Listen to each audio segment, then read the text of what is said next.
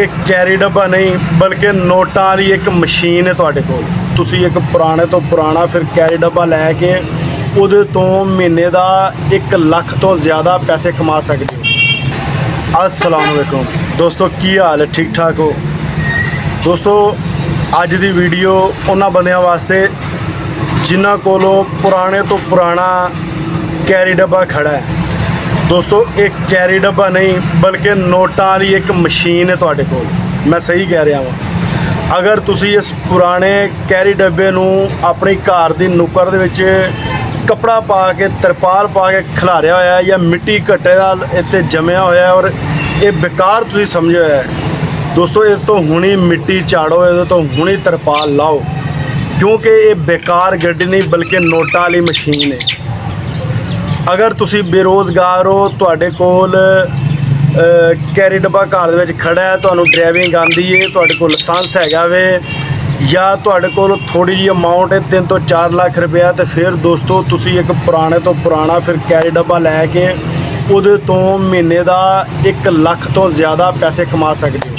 हाँ जी, महीने के 1 लाख रुपये तो ज़्यादा पैसे तुसी कमा सकते हो पुराने तो पुराने कैरी डब्बे के उत्तों। हुण तुसीं पुछोगे कि मैं किस तरह ये कह सकदा कि पुराना कैरी डब्बा 1 महीने का लाख तो ज़्यादा कमा सकता है।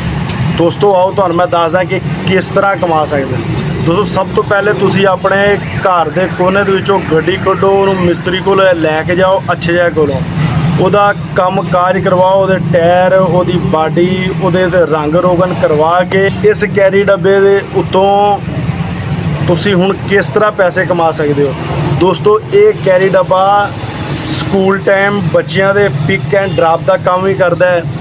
उस तो बाद जिहड़ा ट्यूशन टाइम होंदा है टीचरां दा या स्टूडेंट बच्चों का, उन्होंने भी पिक एंड ड्रॉप का काम करता है। उस तो बाद दोस्तों कोरियर कंपनियां लमसम बचत ते कैरी डब्बे नूं मंथली जिहड़ी लमसम बचत होंदी है उहदे ते कैरी डब्बा पक्का कंपनी दे विच लग जांदा है।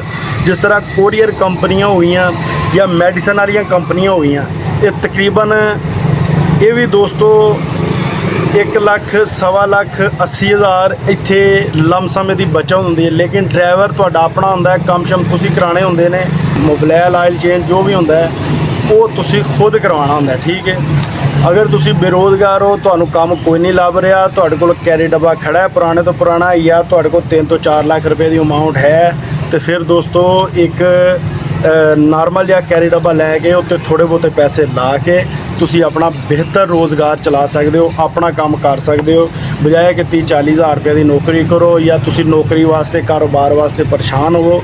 परेशान होने की ज़रूरत नहीं है। यह छोटा जिहा काम है, यह करो तो इंशाल्लाह दुआवां दोगे। साडा काम है मशवरा देना। ठीक है, अगों दोस्तों सोच समझ करनी, उन्होंने करना ना करना तुहाडा अपना दोस्तों ज़रफ हैगा वा या तुहाडी अपनी सोच हैगी है। बाद बंदे कहते हैं कि यार तुसी किस तरह कह सकते हो, तो तुसी झूठ बोल रहे हो। काफ़ी कमेंट आते हैं, लेकिन यार असी अपने एक जो सानू मालूमात मिलती है या माशरे दे देखी दा कि लोग किस तरह कमा रहे हैं, वो चीज़ तुहानूं दसी दी है। ठीक है, वो करनी ना करनी तुहाडी अपनी मर्जी होंदी है। असी कोई अपना फैसला तुहाडे ते मुसलत नहीं करते, वो तुसी अपनी सोच समझ नाल करना। ठीक है, कई बंदे करते हैं कामयाब हो जाते हैं, कई बंदे नवीं गड्डियां लैके नाकाम होए फिरते हैं। ऐसी मेरी अज की वीडियो कैसी लगी कमेंट सैक्शन में ज़रूर दसना। सानूं दिओ इजाज़त, अल्लाह हाफिज़।